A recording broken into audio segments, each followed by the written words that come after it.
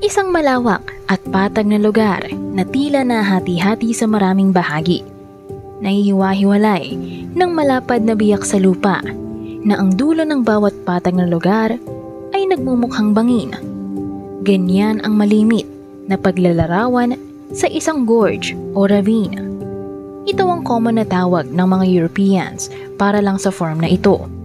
Ngunit para naman sa mga Spanish, ito ay tinatawag na canyon, na siyang pinagmulan ng salita at tumutukoy sa kaparehong kahulugan.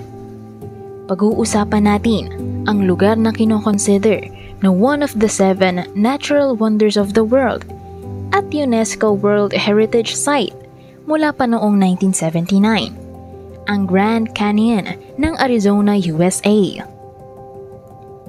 Ang pangalang The Grand Canyon ay ina-attribute kay John Wesley Powell, ang kauna-unahang tao na nakababa at binaybay ang kahabaan ng Colorado River, ang ilog na dumadaloy sa pinakaibabang parte ng nasabing canyon. Nagsisilbing parang napakalaking kanal ang Grand Canyon para sa 18 miles wide, sobra sa 270 miles long, at tinatayang may lalim na 6,093 feet na ilog ng Colorado.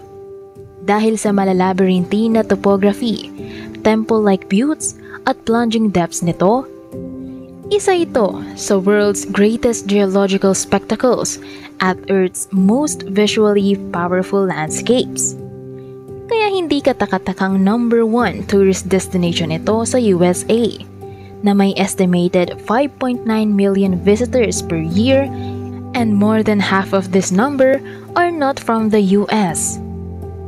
But more than what meets the eye, ang kakaiba at kamanghamanghang ganda nito gives a more detailed and scientific information sa paningin ng mga geologist at iba pang mga eksperto.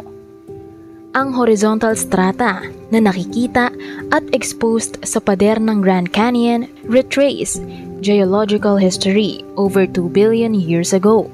Sa kanilang pag-aaral, ang mga layers ng nagkakaiba-ibang klase ng lupa ay nagre-represent ng 4 na major geological eras. Sa mata ng mga sayantipiko, ang Grand Canyon ay malawak na ebidensya at katibayan ng kapangyarihan ng nature at ang haba ng panahon na kinakailangan ng kalikasan para makalikha ng tanawin that does not only give clues but offers a tangible testament of time.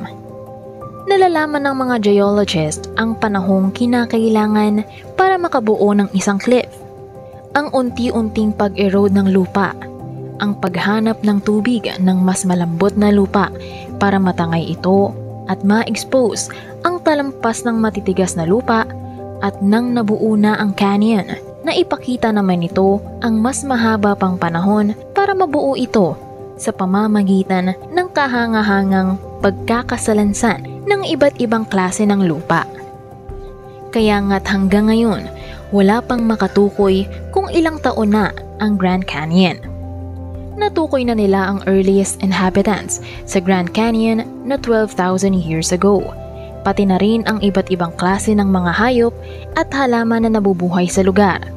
However, even with the modern technologies, experts could still not tell how old the Grand Canyon is.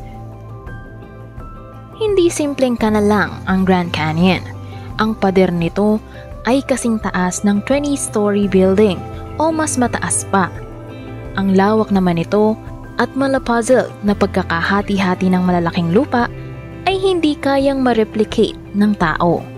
In spite of the advancement of human technologies and knowledge, mapuntahan mo man lang o makita sa telebisyon ang lapad, lawak, ganda at kakaibang komposisyon ng mga lugar na ito sa mundo. Mapagtatanto mong ang layo ng alam natin kaysa alam ng may likha. Ang kadakilaan, karunungan at kapangyarihan ng dakilang manlalalang ay tunay na naipapakilala sa kanyang mga likha. Sa talakayang ito, may nadagdag na naman tayong kaalaman na nagpapakilala sa kanya. Maraming salamat sa Diyos at sa kanyang wonders of creations.